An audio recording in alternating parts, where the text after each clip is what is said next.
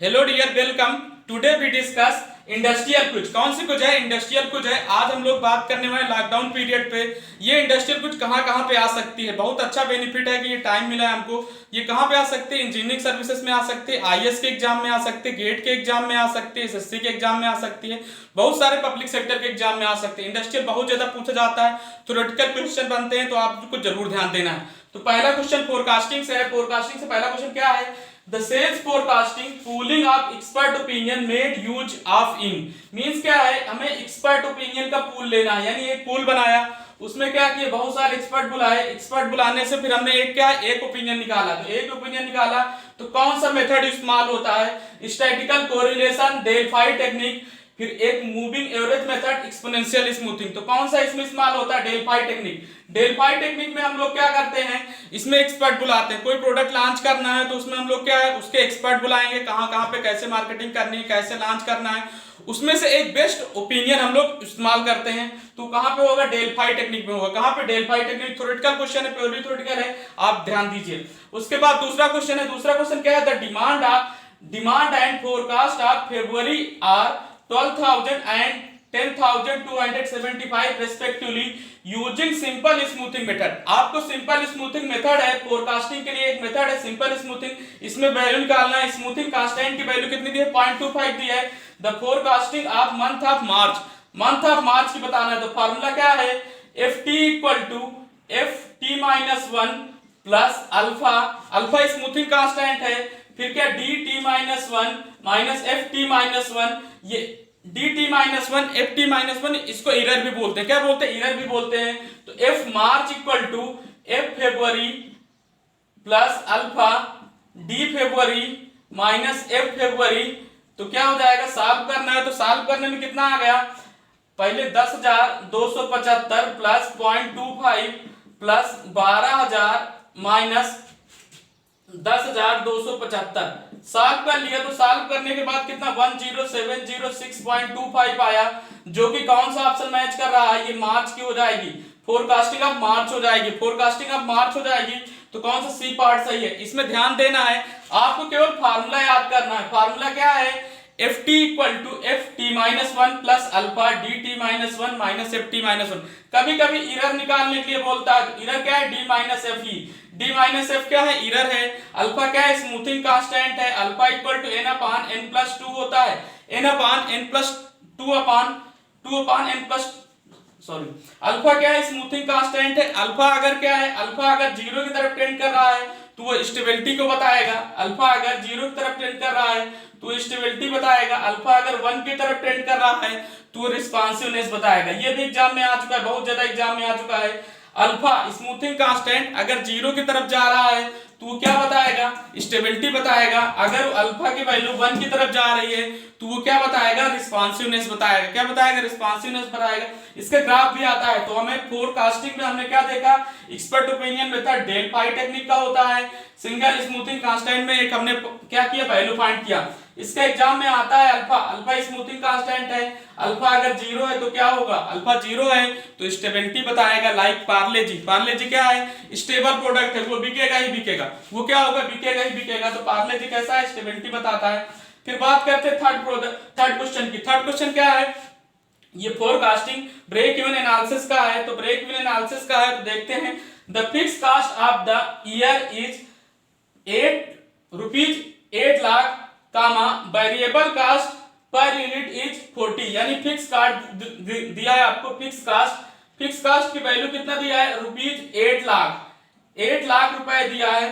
फिर उसके बाद आपको वेरिएबल कास्ट ₹40 पर यूनिट दिया है। कितना दिया है? 40 पर यूनिट दिया है। उसके बाद फिर क्या दिया है? एंड द सेलिंग प्राइस पर यूनिट इज, यानी सेलिंग प्राइस दिया है। सेलिंग प्राइस कितना दिया है? रुपीज 200 पर यूनिट दिया है, ₹200 per unit. If the annual estimation sale जो दिया है वो कितना दिया है? ₹20,000,000,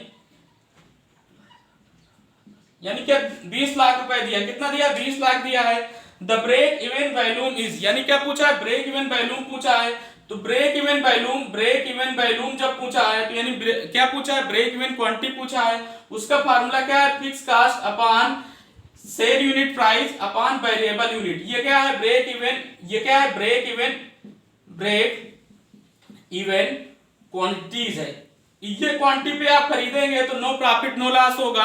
अगर क्या है, नो प्रॉफिट नो लॉस चाहिए तो ब्रेक इवन एनालिसिस में क्या है, इतनी क्वांटिटी खरीदनी पड़ेगी। अगर हम ये बात जान जाते हैं तो इससे ज्यादा खरीदेंगे तो प्रॉफिट होगा। क्या होगा? इससे ज्यादा खरीदेंगे तो प्रॉफिट होगा।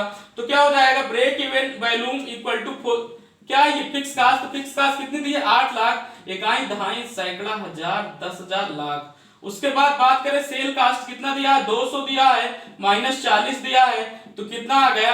800, 8 फिर 5 बार 0 अपॉन 160। इसको सॉल्व कर लिया तो सॉल्व करने के बाद कितना आ गया? 5000 यूनिट आ गया। कितना आ गया?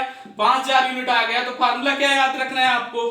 ब्रेक इवन एनालिसिस का। ब्रेक इवन एनालिसिस वो पॉइंट है जहां पे क्या होता है, नो प्रॉफिट नो लॉस होता है। उसकी वैल्यू कितनी होती है? Fix cost upon sale cost minus variable cost. Per unit की कास्ट है, sale cost per unit, variable cost per unit. ठीक है, ये क्या है? ब्रेक इवन क्वांटिटी है जहां पे नो प्रॉफिट नो लॉस होता है। Break even analysis. तो ब्रेक इवन एनालिसिस क्या है? द रिलेशन बिटवीन सेल और फिक्स कास्ट वेरिएबल कास्ट, इनके बीच में क्या है? एक रिलेशन है। ठीक है, तो कौन सा सही हो गया?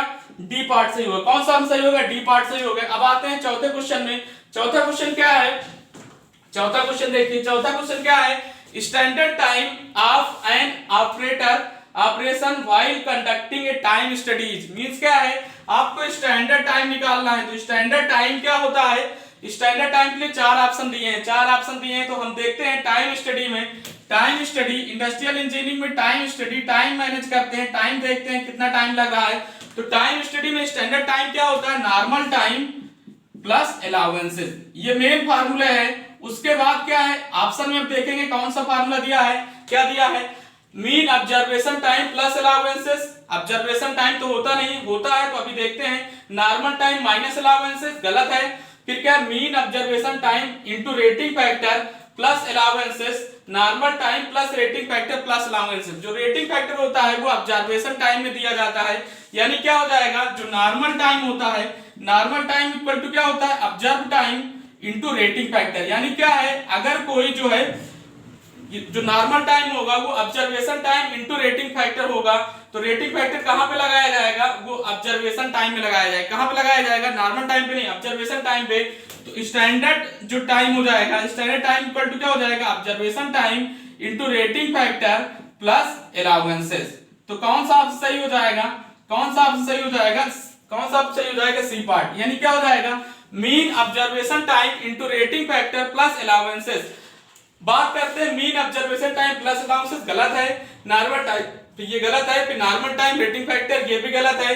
तो रेटिंग फैक्टर कहां पे होता है? ऑब्जर्वेशन टाइम में होता है, ये याद रखना है। ये 3 फार्मूले हैं, आप याद कर लीजिए। Standard time equal to normal time plus allowances. Allowances generally क्या होता है? नॉर्मल टाइम में दिया होता है। अलाउंसेस जनरली नॉर्मल टाइम में दिया होता है। Normal time equal to observation time into rating factor. ठीक है, फिर बात करते हैं 5वें क्वेश्चन की। 5वें क्वेश्चन में क्या दिया है? बीओडी स्ट्रक्चर दिया है, bill of order, bill order demand. Bill order demand का जो है स्ट्रक्चर दिया है, उसमें क्या है? ये स्ट्रक्चर क्या है? ए दिया है, बी दिया है, सी दिया है, ऐसा स्ट्रक्चर रहता है। 0 लेवल, 1 लेवल, 2 लेवल। तो यहाँ पे क्या दिया है? If the demand of product is 30 unit. यानी क्या है? हमें ए जो ये स्ट्रक्चर है, इस स्ट्रक्चर में जो प्रोडक्ट ए की जो डिमांड है वो कितनी है? 30 यूनिट है। तो ये 30 यूनिट है, इसी में देखना है सोल्यूशन। 30 यूनिट है, ये क्या है? 30 यूनिट है। 30 यूनिट की डिमांड है। इन्वेंट्री ऑन हैंड, यानी हमारे पास जो इन्वेंट्री है वो कितनी है? बी की 10 यूनिट है, सी की कोई यूनिट नहीं। How many unit of part D will be needed. यानी क्या है? पार्ट डी की कितनी यूनिट नीडेड होगी, कितनी पार्ट डी की लगेगी। तो पार्ट डी की कितनी लगेगी? अगर ये 30 यूनिट है, ध्यान से देखना है, स्ट्रक्चर का यूज करना है। तो ये 30 यूनिट है, तो बी की कितनी हो जाएंगे? 30 यूनिट यहाँ पे भी लगेंगे, क्योंकि 1 यूनिट की बात हुई है। तो 1 यूनिट की बात हुई है, तो कितना? 30 यूनिट यहाँ पे लग जाएगा। सी की भी कितनी? 30 यूनिट यहाँ पे लग जाएगा, 30 यूनिट यहाँ पे लग जाएगा। अब देखो, अब बी की हमारे पास 10 यूनिट ऑलरेडी है। तो बी की ऑलरेडी 10 यूनिट है, यहाँ पे 30 यूनिट है, तो कितना हो जाएगा? 10 हम लोग घटा देंगे तो कितना बचेगा? 20 यूनिट बच जाएगा। यानी क्या है? 1 यूनिट ऑफ बी बनाने के लिए हमें 20 यूनिट की जरूरत पड़ेगी। 1 यूनिट ऑफ, यानी 30 यूनिट ऑफ ए बनाने के लिए 20 यूनिट ऑफ बी की जरूरत पड़ेगी। अब हमें डी का पूछा है, तो डी का पूछा है तो 20 की चाहिए पड़ेगी। यहाँ पे क्या है? अगर 1 के बदले 2 चाहिए तो 20 के बदले कितना हो जाएगा? 40 हो जाएगा। 20 के बदले कितना हो जाएगा? 40 यूनिट। यानी डी की यहाँ पे कितनी हो जाएंगी? 2 इंटू 20 यानी क्या हो जाएगी 40 यूनिट। यहाँ पे कितने हो जाएगी 40 यूनिट हो जाएंगी। और यहाँ पे भी एक डी दिया है तो यहाँ 30 यूनिट है। यहाँ पे भी क्या है सी की 1 के लिए डी की 1 चाहिए, तो ये 30 है तो ये भी क्या हो जाएगा 30 यूनिट हो जाएगा। तो टोटल स्ट्रक्चर में जो डी की यूनिट है, और डी तो कहीं है नहीं, डी में क्या है डी की यूनिट कितनी चाहिए, तो डी कितनी 40, यहाँ पे कितना 40 प्लस 30 कितना हो जाएगा 70 यूनिट। स्ट्रक्चर को ध्यान में रखना है, ए की हमें कितनी 30 यूनिट चाहिए थी, तो बी की क्या है ए की 1 यूनिट के लिए बी की 1 यूनिट है, सी की 1 यूनिट 30 चला आया। बट हमारे पास इन्वेंट्री ऑन हैंड जो बी की इन्वेंट्री है वो कितनी है 10 है, तो 10 घट जाएगा, 30 में से 10 घट जाएगा क्योंकि 10 हमारे पास ऑलरेडी है इन्वेंट्री में, तो कितना हो जाएगा 20 हो जाएगा। एक के लिए 2 चाहिए तो 20 के लिए 40 चाहिए, एक के लिए 1 चाहिए 30 के लिए 30 चाहिए, तो टोटल कितना हो गया 70 हो गया। ये क्या है बिल ऑफ ऑर्डर, यानी क्या है ऐसा स्ट्रक्चर पढ़ना हमें आना चाहिए, ऐसा स्ट्रक्चर पढ़ना आना चाहिए डी की यूनिट। ये गेट में आता है एग्जाम में, ये बहुत इंपॉर्टेंट है। आप बात करते हैं छठवें क्वेश्चन की। छठवें क्वेश्चन क्या है, the formula of economic order quantity does not contain, यानी क्या है इकोनॉमिक ऑर्डर क्वांटिटी यानी ईओक्यू।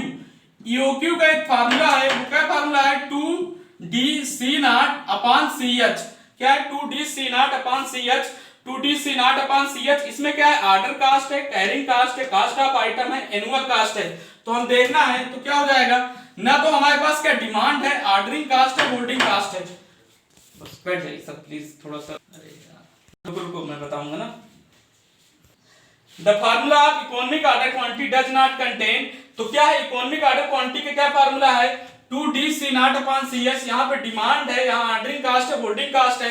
तो ऑप्शन में क्या है order cost, carrying cost, cost of item, annual cost. तो हमें क्या है ऑर्डरिंग कास्ट है हमारे पास, कैरिंग कास्ट है, तो कैरिंग कास्ट को होल्डिंग कास्ट बोलते हैं। कास्ट ऑफ आइटम, यहाँ पे कास्ट ऑफ आइटम कहीं दिख नहीं रहा, एनुअल कास्ट है नहीं, तो क्या हो जाएगा the formula of economic order quantity does not contain. तो डज नॉट कंटेन तो क्या हो जाएगा एनुअल, यहाँ पे डिमांड है सॉरी एनुअल डिमांड, तो एनुअल डिमांड भी है, ऑर्डरिंग कास्ट भी है, कैरिंग कास्ट भी है। तो कास्ट ऑफ आइटम कहीं नहीं है, क्या है कास्ट ऑफ आइटम क्या है कहीं नहीं, फार्मूला ये है इकोनॉमिक ऑर्डर फार्मूला। आपको याद रखना है economic order equal to 2D/C0/CH। ये क्या है डिमांड पर ईयर, ये ऑर्डरिंग कास्ट है, ये होल्डिंग कास्ट है, होल्डिंग कास्ट को कैरिंग कास्ट बोलते हैं। ठीक है, ये हमारे पास छठवां क्वेश्चन है। छठवां क्या हो गया कास्ट ऑफ आइटम नहीं है, कास्ट ऑफ आइटम नहीं है, जबकि ऑर्डरिंग कास्ट है, कैरिंग कास्ट है, एनुअल डिमांड है। बात करते हैं सातवें क्वेश्चन की। सातवें क्वेश्चन क्या है इकोनॉमिक ऑर्डर क्वांटिटी का ही है, उसको ध्यान से देखना है। तो उसमें क्या है क्वेश्चन प्रॉब्लम पढ़ना है, तो पढ़ना है तो क्या है if item cost, if atom cost comma inventory carrying cost ordering cost demand get double, what is the ratio of modified EOQ and present EOQ। तो अभी क्या है कास्ट, क्या है cost inventory cost, inventory carrying cost, यानी क्या है CH को क्या किया डबल कर दिया, CH को क्या कर दिया डबल कर दिया। उसके बाद ऑर्डरिंग कास्ट, ऑर्डरिंग कास्ट को भी क्या कर दिया डबल कर दिया। उसके बाद डिमांड, डिमांड को भी इन्होंने क्या कर दिया डबल कर दिया।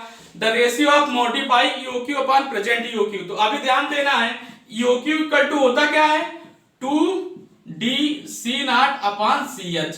अभी क्या है ये फार्मूला है EOQ इक्वल टू, ये प्रेजेंट है। अभी क्या है अब जो मॉडिफाई हुआ तो मॉडिफाई में क्या हो गया डबल हो गया, मॉडिफाई में क्या हो गया बहुत सारी चीजें डबल हो गई। तो डबल कौन कौन सी हुई, तो CH इक्वल टू डबल हो गया, तो ये 2CH हो गया। उसके बाद 2 तो पहले से है, डिमांड भी डबल हुई तो 2D हो गई, प्लस क्या हो गया ऑर्डरिंग कास्ट भी कितनी होगी 2C0 हो गई। तो यहाँ पे क्या है अभी ध्यान से देखो, 2 कट जाएगा तो कितना हो जाएगा √2 टाइम्स ऑफ 2D/C0/CH। तो मॉडिफाई EOQ अपॉन EOQ कितना आ जाएगा √2 टाइम्स आ जाएगा, कितना आ जाएगा √2 टाइम्स आ जाएगा। तो कौन सा सही हो जाएगा ए पार्ट सही हो जाएगा, क्या हो जाएगा ए पार्ट सही हो जाएगा। ध्यान से देखो इसमें क्या कर दिया सब इन्होंने डबल कर दिया। डबल क्या क्या किया CH होल्डिंग कास्ट को डबल कर दिया, कैरिंग कास्ट को डबल कर दिया, ऑर्डरिंग कास्ट को डबल कर दिया, डिमांड भी डबल कर दिया। तो ये क्वेश्चन गेट में एक बार आ चुका है, उसमें क्या सिंपल क्वेश्चन है, केवल क्या है वैल्यू रखना है, केवल क्या है वैल्यू रखना है। आठवां क्वेश्चन क्या है पार्ट का है, उसमें एक क्या है एक प्रोजेक्ट का ग्राफ दिया है, प्रोजेक्ट का ग्राफ दिया है। इस ग्राफ में हमें क्या बताना है प्रोबेबिलिटी बताना है। तो इस ग्राफ में देखो आप ध्यान से, इसमें क्या है 1 से 6 तक जो है प्रोजेक्ट कंप्लीट हुआ है, प्रोजेक्ट कंप्लीट में हमें probability of completion project in 24 days बताना है। 24 डेज की क्या प्रोबेबिलिटी है कि जो प्रोजेक्ट है वो 24 डेज में कंप्लीट हो जाए। तो ये ग्राफ बना है, तो इसको ध्यान से देखना है। तो क्या है, 1, उसके बाद 2, उसी में ध्यान दे लीजिए। यानी 1 से 6 तक जाने में हमें क्या क्या प्रोसेस करना पड़ेगा। यानी 1 से 2 जा सकते हैं, 2 से 4 जा सकते हैं, 4 से 6 जा सकते हैं। ठीक है, एक बे हुआ, एक पाथ हुआ, फिर 1 से 2, 2 से 3, 3 से 4, 4 से 6 जा सकते हैं। फिर क्या कर सकते हैं, 1 से 2, 2 से 3, 3 से 5, 5 से 6 जा सकते हैं। फिर 1 से 3, 3 से 5, 5 से 6 जा सकते हैं। फिर 1 से 3, 3 से 4, 4 से 6 जा सकते हैं। यानी कितने बे हैं, 5 बे हैं। कितने बे हैं, 5 बे हैं। यानी 1 से 6 जाने में हमें क्या, एक बे ये है, ये जा सकते हैं, ये जा सकते हैं, ये जा सकते हैं, ये जा सकते हैं, ये जा सकते हैं, ये जा सकते हैं। यानी टोटल कितने हैं, 5 बे हैं। 5 बे का हम लोग अगर टोटल निकालें, जो मैक्सिमम बे आ जाएगा वो क्या हो जाएगा वो क्या हो जाएगा, वो क्रिटिकल पाथ हो जाएगा। क्या हो जाएगा, क्रिटिकल पाथ हो जाएगा। ध्यान से देखना है, 1 2 4 में तो कितना हो जाएगा, 1 2 4 1 2 4 6 1 2 4 6 में 6 + 3 + 10 यानी कितना हो जाएगा, 19 हो जाएगा। कितना हो जाएगा, 6 3 9 10 हो जाएगा। फिर 1 2 3 4 6 तो कितना हो जाएगा, 1 2 यानी 6, फिर 2 3 3, फिर कितना है, फिर 4, 1 2 1 2 6 है, फिर 2 से 3 3 है, 6 3 9 हो गया, 3 से 4 3 से 4 3 से 4 तो है नहीं, 3 से 4 अच्छा हाँ, 1 से 2 2 से 3 2 से 3 क्या हो गया, 6 4 10। फिर क्या है, डमी है। डमी क्या है, डमी ओनली क्या है, वो 0 टाइम रखता है। टाइम कितना होता है, 0 होता है। ओनली ये क्या है, ये प्रेसिडेंस के लिए लगाया जाता है। क्या है, एक रिलेशन के लिए डमी एक्टिविटीज लगाया जाता है। उसका टाइम क्या लगेगा, कंप्लीशन का 0 टाइम लगेगा। तो 6 4 10 + 10 यानी कितना आ जाएगा, 20 आ जाएगा। ऐसे सॉल्व कर लिया तो क्रिटिकल पाथ कितना आ गया, 20 आ गया। कितना आ गया, यानी जो क्या है, एक्सेप्टेड टाइम है, यानी क्या है, टीई कितना आ गया, 20 डेज आ गया। कितना आ गया, 20 डेज आ गया। अब क्या है, टीई कितना आ गया, 20 डेज आ गया। जो शेड्यूल टाइम है, यानी प्रोजेक्ट कंप्लीशन का शेड्यूल टाइम कितना है, 24 डेज है। कितना है, 24 डेज है। तो हमारे पास क्या है, सबसे पहले हम लोग एक क्या है, प्रोबेबिलिटी का फार्मूला। तो प्रोबेबिलिटी फार्मूला क्या है, TS - TE upon sigma. Sigma क्या है, स्टैंडर्ड डेविएशन। तो आपको स्टैंडर्ड डेविएशन निकालना पड़ेगा। तो स्टैंडर्ड डेविएशन क्या होता है, सिग्मा = रूट वेरिएंस होता है। क्या होता है, रूट वेरिएंस। तो सबसे पहले वेरिएंस निकाल लो। तो वेरिएंस = क्या हो जाएगा, टीएस -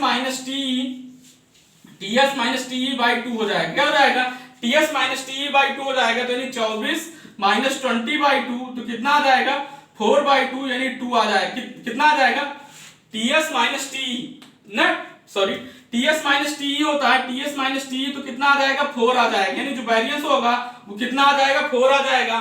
तो वेरिएंस का रूट यानी 4 का रूट ले लेंगे तो कितना आ जाएगा, 2 आ जाएगा। यानी स्टैंडर्ड डेविएशन कितना आ जाएगा, 2 आ जाएगा। तो बस वैल्यू रखना है। तो वैल्यू रखना है, तो प्रोबेबिलिटी = टीएस कितना, 24 - 20 अपॉन 2 तो कितना आ जाएगा, 4/2 यानी 2 आ जाएगा। यानी प्रोबेबिलिटी ऑफ 2। तो प्रोबेबिलिटी ऑफ 2 जनरली दिया होता है। प्रोबेबिलिटी ऑफ 2 जनरली दिया होता है, ऑप्शन देख लेते हैं। यानी प्रोबेबिलिटी ऑफ 2 का ऑप्शन देख लेते हैं। तो प्रोबेबिलिटी ऑफ 1 के लिए 68 होता है, 95 किसी का होता नहीं, 97.7। यानी क्या है, जो प्रोबेबिलिटी ऑफ 2 होगा ये याद रखना पड़ेगा। तो डाटा दिया रहता है जनरली, क्या है, प्रोबेबिलिटी ऑफ 2 दिया रहेगा। प्रोबेबिलिटी ऑफ 2 दिया रहेगा तो आप कैलकुलेटर से भी कैलकुलेट कर सकते हो स्टैंडर्ड डेविएशन में जाके। तो प्रोबेबिलिटी ऑफ 2 कितना हो जाएगा, 97.7 हो जाएगा। फिर 9वां क्वेश्चन की बात करते हैं। इनपार्ट एनालिसिस एक क्रिटिकल एक्टिविटीज है। क्या है, जो क्रिटिकल एक्टिविटीज होगी तो क्रिटिकल पाथ होगा। क्रिटिकल पाथ कैसा पाथ है, जो मैक्सिमम ड्यूरेशन कंटेन करता है। जो मैक्सिमम ड्यूरेशन होता है वो क्रिटिकल पाथ होता है। क्यों होता है, क्योंकि अगर हम लोग क्या है, बहुत सारे एक्टिविटीज है, हमें क्या है, इनिशियल से फाइनल तक पहुंचने के लिए बहुत सारे वे हैं। उसमें जो मैक्सिमम वे यानी मैक्सिमम जो क्या होगा, डे कंटेन करेगा, मैक्सिमम टाइम कंटेन करेगा, वो क्रिटिकल पाथ होगा। उसका वजह से क्या है, सारी एक्टिविटीज सारे इवेंट क्या हो जाएंगे, कंप्लीट हो जाएंगे। तो वो क्रिटिकल पाथ हो जाएगा। तो क्रिटिकल पाथ में क्या है, पार्ट एनालिसिस में जो फ्लोट होता है, फ्लोट क्या होता है, तो मैक्सिमम फ्लोट होगा, जीरो फ्लोट होगा, मैक्सिमम कास्ट होगा, मिनिमम कास्ट होगा। यानी एक्टिविटीज जो, यानी क्या है, क्रिटिकल एक्टिविटीज जो होगी यानी जो मैक्सिमम पाथ होगा उसमें जो एक्टिविटीज होंगी वो क्रिटिकल एक्टिविटीज कहलाती हैं। उन एक्टिविटीज का जो फ्लोट होगा वो कितना होगा, जीरो फ्लोट होगा। कितना होगा, जीरो फ्लोट। यानी क्रिटिकल एक्टिविटीज का जो फ्लोट होता है वो जीरो होता है। बात करते हैं 10वां क्वेश्चन को। 10वां क्वेश्चन बहुत ज्यादा इंपॉर्टेंट है। इसमें क्या है, एक एक्टिविटीज दिया है 3 से 10 के बीच में। इसमें क्या पूछा है, इंडिपेंडेंट फ्लोट पूछा है। तो इंडिपेंडेंट फ्लोट पूछा है तो हमें टोटल फ्लोट पता होना चाहिए। टोटल फ्लोट, फ्री फ्लोट, फिर इंडिपेंडेंट फ्लोट। अब देखो टोटल फ्लोट क्या है, total float always free float से बड़ा होगा, इंडिपेंडेंट फ्लोट से बड़ा होगा। तो इस एक्टिविटीज में क्या है, 3 से 10, 3 एक्टिविटीज से 10 एक्टिविटीज के बीच में बात हुई है। तो यहाँ पे ई आई, इसको हमने आई बोला। एक इवेंट है 3 है, एक इवेंट 10 है, तो आई बोला इसको, इसको जे बोला। तो यहाँ पे ई आई की वैल्यू कितनी दी है, 20 दी है, 20 दी है। यहाँ पे एल आई की वैल्यू कितना दिया है, 25 दिया है। यहाँ पे ईजे इक्वल टू कितना दिया है, 40 दिया है। एलजे इक्वल टू कितना दिया है, 45 दिया है। टीआईजे क्या है, जो टाइम लग रहा है एक्टिविटीज को कंप्लीट होने में, जो टाइम लग रहा है वो कितना लग रहा है, 10 दिया है। अब इसमें क्या है, इंडिपेंडेंट फ्लोट निकालना है। इंडिपेंडेंट फ्लोट बहुत ज्यादा एग्जाम में आता है। एक्चुअली इसमें क्या है, पहले क्या है, एक फिक्स फ्लोट निकालना पड़ेगा, फिर क्या है, फ्री फ्लोट निकालना पड़ेगा, फिर इंडिपेंडेंट फ्लोट, यानी तीनों एक साथ हो जाएंगे। तो इसमें ऑप्शन दिया है इंडिपेंडेंट फ्लोट चाहिए, तो हमें क्या है, टोटल फ्लोट का फार्मूला पता होना चाहिए। टोटल फ्लोट इक्वल टू क्या होता है, latest finish time minus earliest finish time. Latest finish time minus earliest, यानी हमें क्या है, हमें पढ़ना आना चाहिए, यानी एक्टिविटीज को पढ़ना आना चाहिए। यानी ई आई एल आई, ये क्या है, अर्लीस्ट टाइम है, earliest start time, earliest finish time, earliest finish time, earliest ये लेटेस्ट फिनिश टाइम। तो अभी बात करते हैं टोटल फ्लोट की। तो टोटल फ्लोट इक्वल टू क्या है, latest finish time minus earliest finish time. तो लेटेस्ट फिनिश टाइम कितना है, 45 है। अर्लीस्ट फिनिश टाइम कैसे निकलेगा, earliest start time plus T I J, earliest start time plus T I J. तो कितना हो जाएगा, 45 माइनस 20 प्लस 10, तो कितना आ जाएगा, 30, यानी 15 आ जाएगा। यानी टोटल फ्लोट कितना आ गया, 15 आ गया। टोटल फ्लोट 15 आ गया। तो फ्री फ्लोट क्या होगा, free float equal to total float minus head event slack, यानी हमें क्या है, हेड इवेंट स्लैग। अब इसमें क्या है, हेड है एक टेल है, क्या है, एक हेड है एक टेल है, तो हेड इवेंट स्लैग। तो अब क्या है, टोटल फ्लोट इक्वल टू क्या आ गया, क्या है, free float equal to total float minus head event slack. यानी क्या है, ये हेड है ये टेल है, तो हेड इवेंट स्लैग मतलब एल माइनस ई है। तो क्या हो जाएगा, टोटल फ्लोट 15 आ गया माइनस एल जे माइनस ई जे, तो कितना आ जाएगा, 15 माइनस कितना, 45 माइनस 40, तो कितना आ जाएगा, इसको सॉल्व कर लिया तो कितना आ जाएगा, 10 आ जाएगा। कितना आ जाएगा, 10 आ जाएगा। ये तो फ्री फ्लोट रहा। इंडिपेंडेंट फ्लोट इक्वल टू क्या होगा, independent float equal to free float minus tail event slack. तो फ्री फ्लोट कितना है, 10 आ गया। टेल इवेंट स्लैग क्या है, एल आई माइनस ई आई, तो कितना आ जाएगा, 10 माइनस 25 माइनस 20, तो कितना आ जाएगा, 5 आ जाएगा। यानी 5 वीक क्या होगा, वो क्या होगा, इंडिपेंडेंट फ्लोट होगा। इंडिपेंडेंट फ्लोट कितना होगा, 5 वीक होगा। कितना होगा, 5 वीक। तो सबसे पहले क्या है, टोटल फ्लोट निकालेंगे। टोटल फ्लोट क्या, latest finish time minus earliest finish time. Earliest finish time क्या है, ये earliest start time plus TIG जोड़ेंगे तो अर्लीस्ट फिनिश टाइम आ जाएगा। उसके बाद फिर हेड इवेंट स्लैग, ये हेड है ये टेल है, एक्टिविटीज पढ़ना हमें आना चाहिए। ये क्या है, अर्लीस्ट स्टार्ट टाइम है, लेटेस्ट स्टार्ट टाइम है, अर्लीस्ट फिनिश टाइम है, लेटेस्ट फिनिश टाइम है, ये एक्टिविटीज टाइम है। क्या, एक्टिविटीज टाइम पढ़ना आना चाहिए। अगर पढ़ ले जाओगे तो फिर फार्मूले बेस्ड है, फार्मूला भी लगाना आना चाहिए, क्योंकि फार्मूला यहाँ बच्चे गलत करते हैं। बहुत सारे स्टूडेंट बहुत सारे प्रॉब्लम ये कर नहीं पाते हैं, इसलिए मैंने ये प्रॉब्लम रखी है। और एक बात ध्यान रखना है कि क्या होगा, जो टोटल फ्लोट होगा वो greater than free float, greater than independent float. तो आज हमने इंडस्ट्रियल इंजीनियरिंग की बात किया। इंडस्ट्री में बहुत सारे पब्लिक सेक्टर में बहुत ज्यादा क्वेश्चन पूछे जाते थे। अभी तो हमने केवल क्या 10 क्वेश्चन किया है। 10 क्वेश्चन जो एसएससी जेईई में आ सकता है, बहुत सारे पब्लिक सेक्टर में आ सकता है। तो फोरकास्टिंग के क्वेश्चन लिया है, ब्रेक इवन एनालिसिस के क्वेश्चन लिया है, फिर हमने क्या है, टाइम स्टडी से क्वेश्चन लिया है, हमने बिल ऑफ ऑर्डर से लिया है, हमने क्या है, इकोनॉमिक ऑर्डर से लिया है, कुछ पार्ट सीपीएम से लिया है। बहुत सारा भी छूट भी गया है, बहुत सारे इंडस्ट्रियल का पार्ट छूट गया है, लाइक लीनियर प्रोग्रामिंग से क्वेश्चन छूट गए हैं। तो हम अगली कुछ में करेंगे। आई होप आप लोगों को समझ में आया होगा। अगर कहीं भी डाउट है तो आप कमेंट बॉक्स में लिखिए। Thank you class.